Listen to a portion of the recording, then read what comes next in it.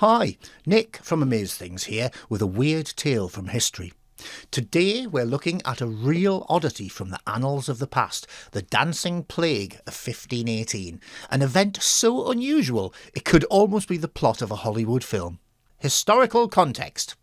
Picture the scene.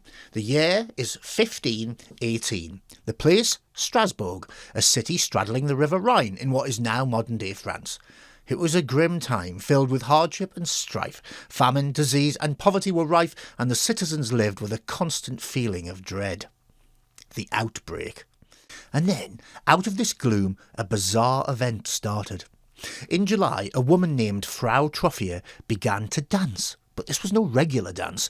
It was frantic, non-stop, and seemingly without cause. Troffier was dancing with an energy that seemed superhuman. What started as a curious spectacle quickly turned terrifying when she kept going relentlessly for nearly a week. But the weirdness didn't stop there. Troffier's strange compulsion seemed contagious. One by one, other townsfolk joined in, and soon there were more than 30, and then 50, and at its peak, around 400 dancers. People were literally dancing till they dropped. It was a macabre spectacle, a real-life dance of death. The reaction. The authorities, baffled and afraid, sought various solutions.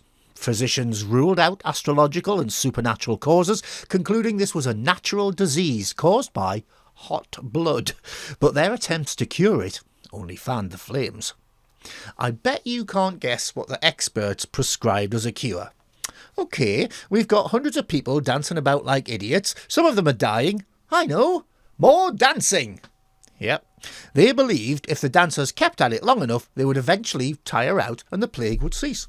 Halls were set up, musicians were hired, and professional dancers were brought in to keep the people moving. But the measure backfired, and the frenzy got only more frenzied. The end of the plague. The mania continued for 2 months. In the end, it was not medicine or a miracle that stopped the dancing, but sheer exhaustion. As autumn approached, the dancers gradually started to cease. Some had died from heart attacks, strokes or sheer exhaustion, and others had simply fallen asleep, not to wake for days.